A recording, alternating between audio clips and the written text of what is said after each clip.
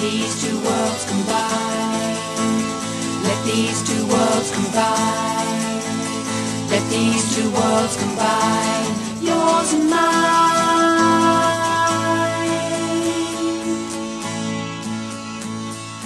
This is ours together, this nation. No need for separation. It is time to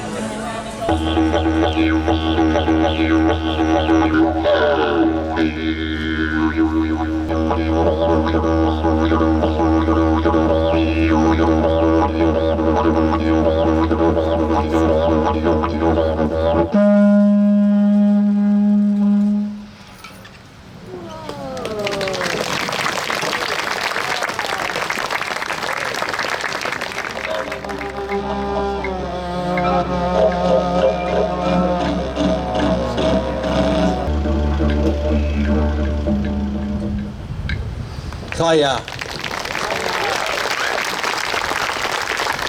Kaya ni, Wardandi Nunga, Bogra Kitchawangi. Welcome to the land of the Wardandi people in our language. We follow forest trails to the sea, so we're ocean people. And our main totem is the yonga, the kangaroo. Before their arrival, we lived in paradise. I believe that we're number 5 of the 30 microbiodiverse hotspots on the planet. And that was the whole Swan coastal plain in this area as well. So not only loss of our people, but loss of our environment. Today we should have all been responsible for saving it for the future generations. And we'll say g'day to Yagan, and we want to all chant and say, where is my head? Our grandfather was Midjiguru, and of course Yagan was our uncle. And they cut their heads off and put them on spears to deter the Aboriginals. Gawa, finally when they caught him, they cut his head off, put on a spear near the Shire, and we started to walk along the beach. So they put it down there right where the barrel is now, the port of good call, to try and scare us off as well. But I'm glad we survived. This is only the one told story. Some nasty things happened in Quarramup Bay as well, of 550 of our people. In about 1900s, we want disclosure of those as well. In 1900, 350 men, women and children over the cliffs of Valley de Conto. And the stories are starting to come thick. Throughout Noongar country, there's some of the atrocities that happened to them as well. We need a healing, truth-telling, so that we can all move on. We'll move on down this road. Thank you.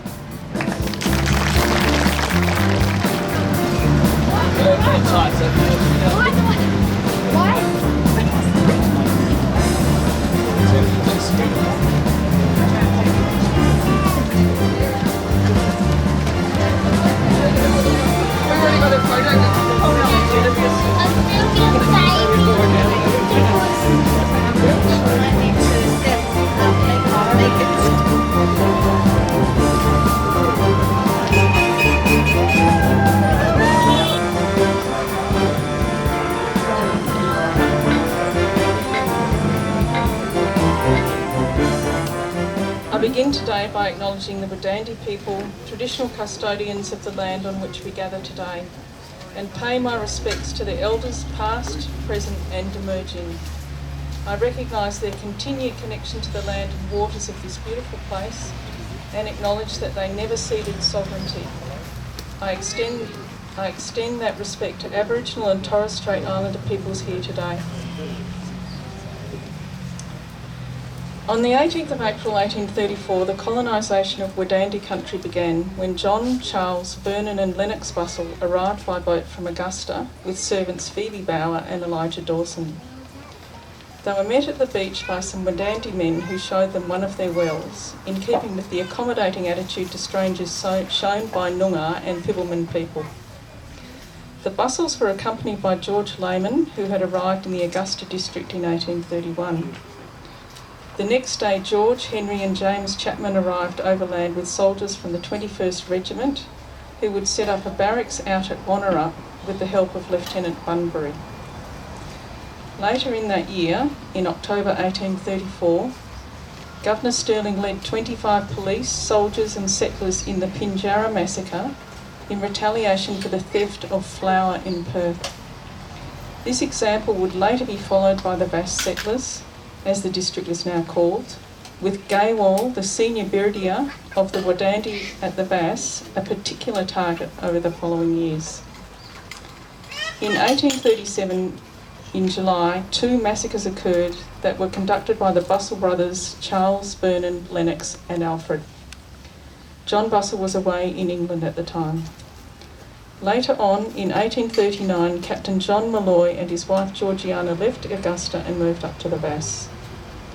John Bussell had returned from a trip to England with a new bride by then, and Captain Stirling had been replaced by Governor Hutt as the administrator of the colony. In 1841, a much larger punitive massacre took place on Wardandi country. The cause of this new incident was the ongoing conflict with Wardandi Boodja Gaywal.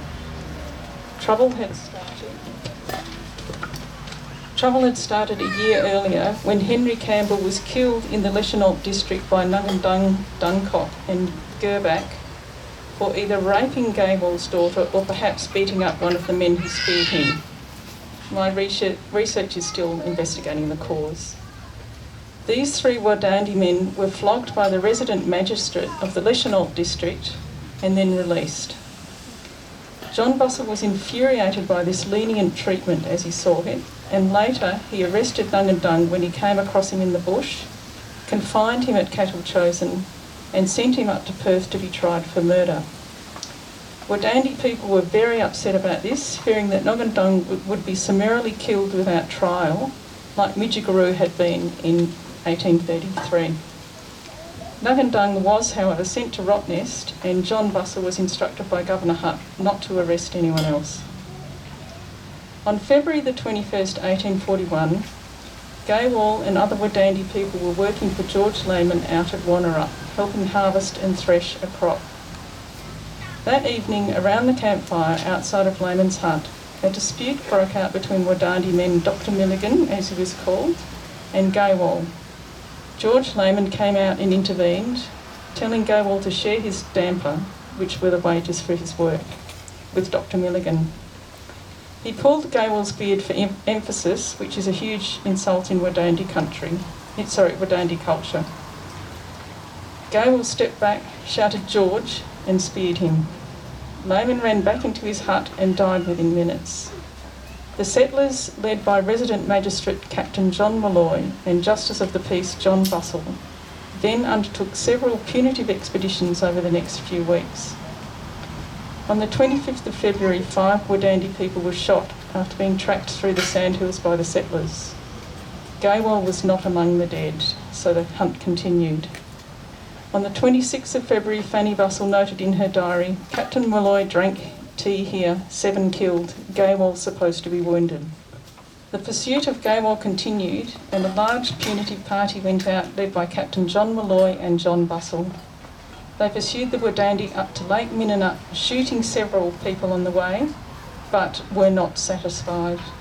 According to testimony taken down by Warren Burt Kimberley in 1896 from Wheeler, a Wardandi Biridia, several other Wardandi people and colonial settlers, it is known that a punitive expedition went out, and finally on a sandbar near Minninup, this is quoting Warren Burt Kimberley, the soldiers and settlers pushed on and surrounded the black men on the sand patch. There was now no escape for the fugitives. Person after person was shot, and the survivors, knowing that orders had been given not to shoot the women, crouched on their knees, covered their bodies with their boppers and cried "Miyoka," which means woman. The white men had no mercy. The black men were killed by dozens, and their corpses lined the route of march of the Avengers. It has been noted by historian J.S. Batty in 1924 that there is a sand patch near Minninup where skulls and bones are still to be seen, and near which even present-day Wardandi people will not go. Bill Webb has recounted that his ancestral grandmother was a witness to the killing of George Lehman, being tied up so that she couldn't go off and warn the Wardandi people. when the Bussels and Captain Molloy gathered there 2 days after George Lehman was killed. Bill goes on to recount. She said she could hear the gunshots and the screams all day, right off into the distance. And they used carbine rifles. They click up and put the shell in and you put that down, you know. And bayonets and sabres. So she said when they went off, later in the afternoon they came back and the men and the horses were completely covered in blood. The horses were foamed up and nearly dead on their feet. They couldn't look each other in the eyes over what happened. Governor Hutt had previously issued instructions on the treatment of Indigenous people in the colony, and this definitely broke those rules. The vast colonial settlers found these ideas impractical, pettifogging, and closed ranks against further inquiry after John Bussell and Captain Molloy submitted reports on the earlier, less deadly skirmishes. Finally, on the 7th of March 1841, Gaywell was shot and killed after a Wardandi man called Crocodile led Captain Molloy, John, Charles and Alfred Bussell and others to where he was hiding. Gaywell's sons Wabadung, who was accused of also throwing a spear at Lehman, and Kenny and Mungo were tricked aboard the boat with Captain Plaskett and detained. After a week or so, Mungo was released and Kenny and Wabadung were taken to Perth for trial. Life for the Wardandi continued to be very difficult. There are a number of further incidents of shootings of Wardandi people by the Bussell family and other settlers. The massacres undertaken by the Bussells, Captain Molloy and other colonial settlers in the Geographic Bay area are, however, largely forgotten today, with Bussell family members ignorant of their family's history. In contrast, Wardandi people have a strong oral history concerning the massacre. This forgetting of massacres on Wardandi land is an aspect of Wodjila history that needs to be addressed to help reconciliation between Indigenous and white Australians. Thank you.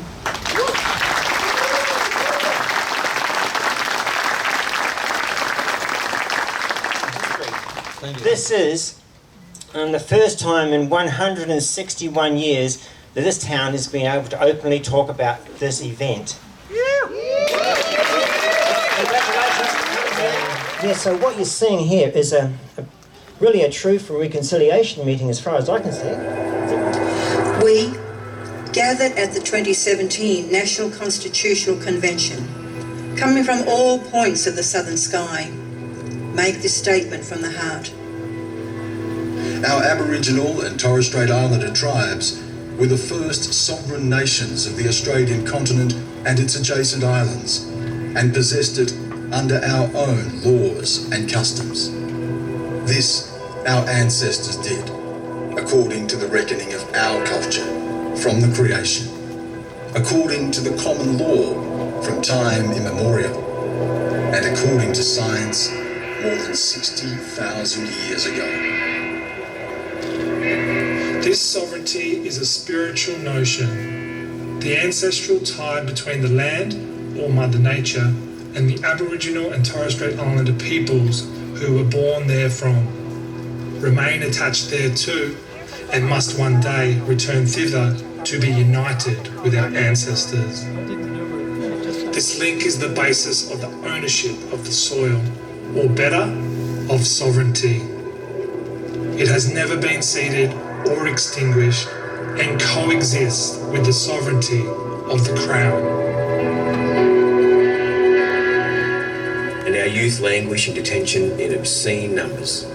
They should be our hope for our future.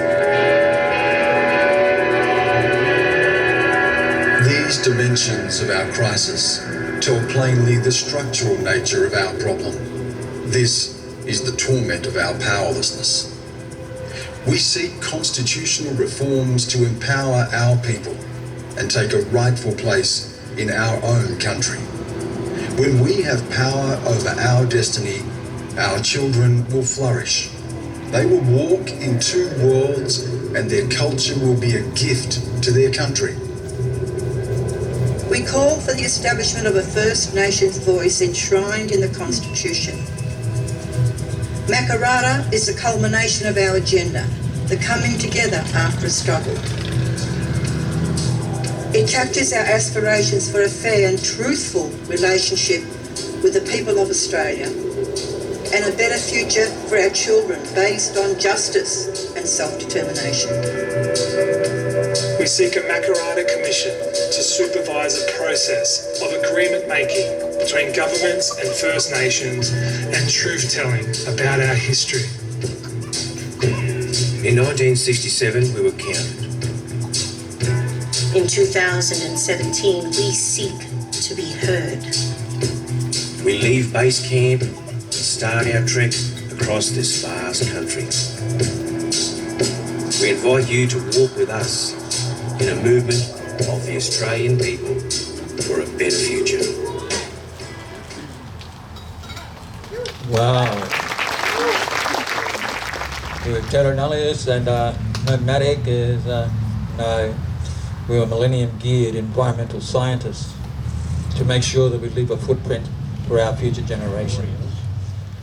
It's clear that the original inhabitants were very hospitable, even showing the invaders their water sources, hunting and fishing techniques, only then to be denied access to their traditional lands, foods and medicines by fences, homesteads, and the European concept of possession.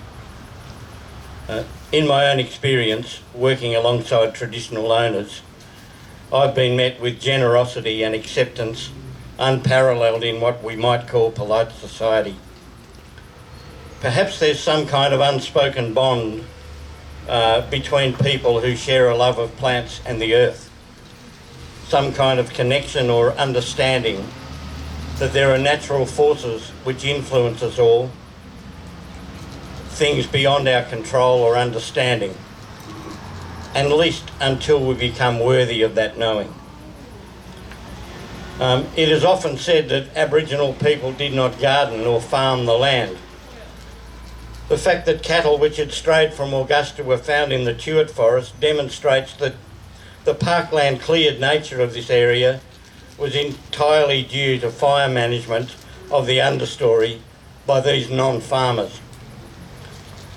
Early records quote the Swan Valley as being extensive yam fields managed by the women. The traditional owners of this place had an understanding and a way of passing on this understanding through stories and songlines. They had a system of treading lightly on the planet, of taking only what was needed and allowing natural regeneration for future generations. A dynamic equilibrium in which humans did not own the earth but belonged to it. I have been told that everyone who is born here inherits an Aboriginal soul, a connection to the earth and a sense of place. I am indeed blessed to have made some connection with this, encouraged by the custodians. There is much still to learn. And might I also say that this garden that we're standing in was established by plants grown from my nursery, planted by my volunteers in a collaboration with the custodians and with the city, and it's just the beginning.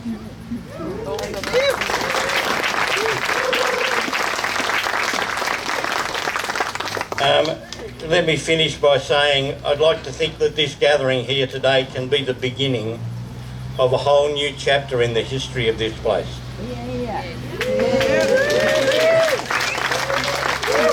Thank you. The events of the past need to be recognised and acknowledged. The true history recorded and told. Following on from Stuart, reconciliation must be more than just a word or concept and needs to result in genuine healing for all of the people who live and work on wonderful Wardandi country. Thank you. I'm Emma and I'm 15. I'm a student organiser for School Strike for Climate Australia. We want climate action from the government now.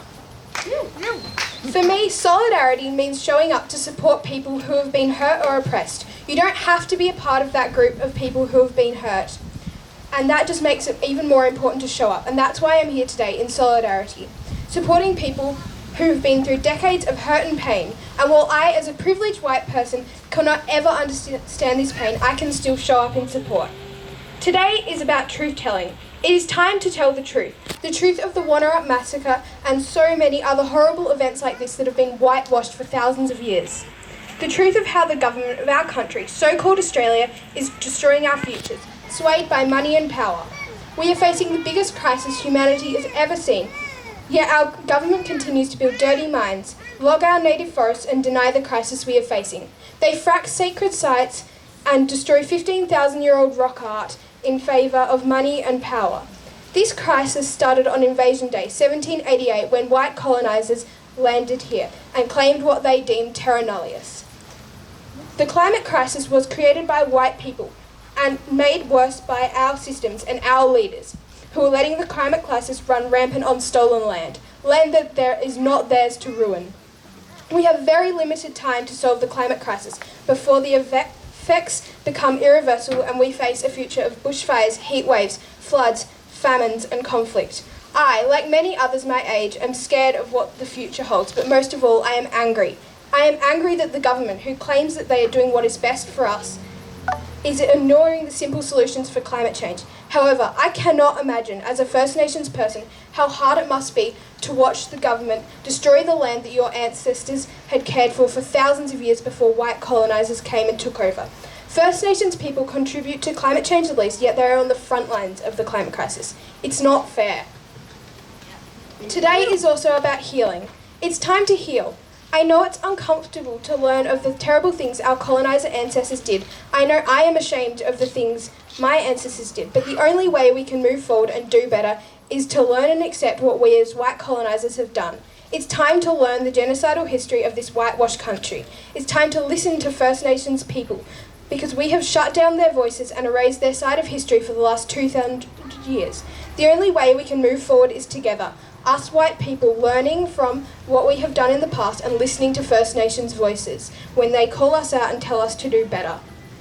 We need to move forward and start healing. Healing the system that covers up and whitewashes events like the Wardandi massacre, hailing murderers like John Busselton as heroes and naming towns after them. Time to heal the scars on our country that our so-called leaders, greedy corporations and colonisers have made. It's time to heal and work together. Here's to learning and listening and moving forward towards a future where nothing like this will ever happen again, and a future where we have a clean world with a safe climate for the future generations and for us now.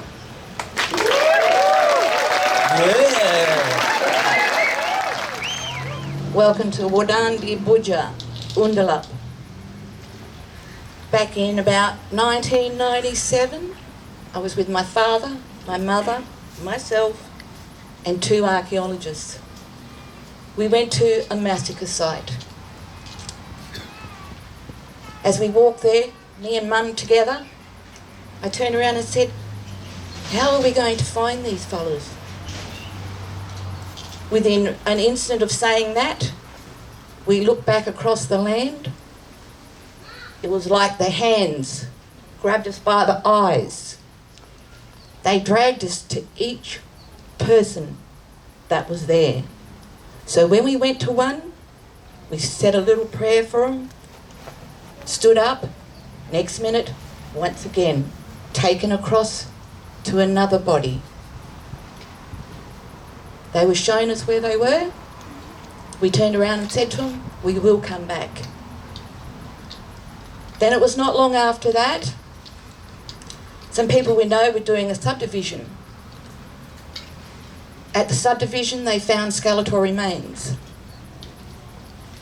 So me and my mum went up to have a look around, see if we could find the rest of the body. She turned around and she said to me, it was a really hot day. We have to find the skull.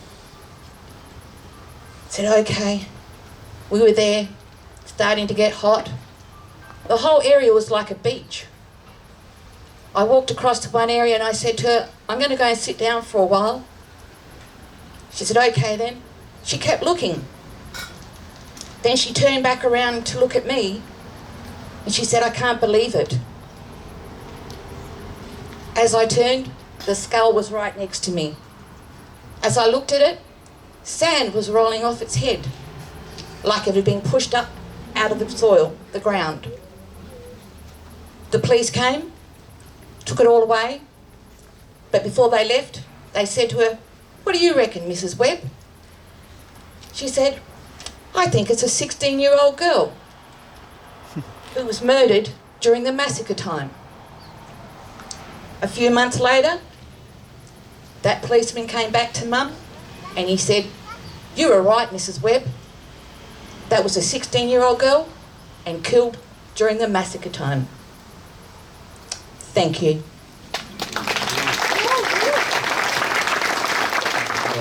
But this is really good today because it shows that we can come together and tell the truth and close a chapter and to move on. It's time that we rose up and made a stand in order to move forward on this land, in order to release and find resolve.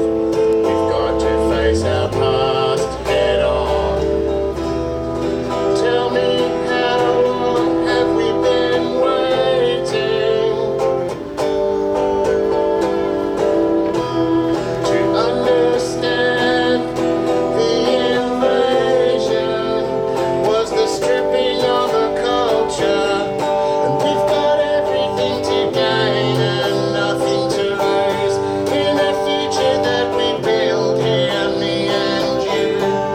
The only way to heal is to go right through, to rectify the things that we can't undo, to look into the mirror with a conscience clear, to listen and to heal and to feel the tears, to understand the truth of what was done, to stare You've it got a in book the there, you sing face along. and not to run. Let's give it a go. 'Cause we've got everything to gain and nothing to lose in the future that we build here, me and you. The only way to heal is to go right through, to rectify the things that we can't undo. We've got everything to gain and nothing to lose in the future that we build here, me and you. The only way to heal is to go right through, to rectify the things that we can't undo. Louder.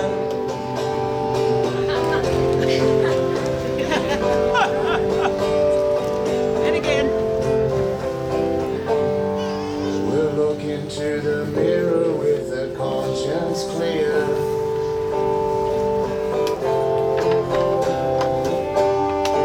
We'll rectify the truth of what was done.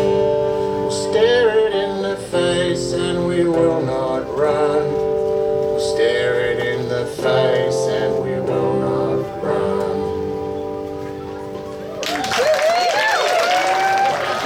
Hi Donna, I'm so glad to be here with you.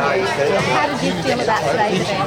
A range of emotions. You know, like I said, I was really excited to see the number of non-Aboriginal allies and supporters.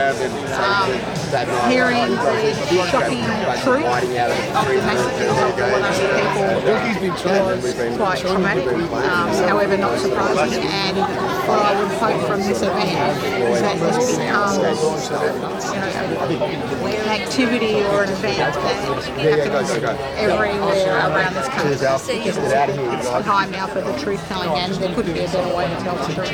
Yes, and it's wonderful how we joined Aboriginal elders, them telling their truth, listening to young white Australian girls wanting to speak their truth, and you know what? The message is universal and it's unity. We want to heal, we want people to acknowledge the past, and we want healing to happen and real relationships so that we can move forward into a wonderful future together.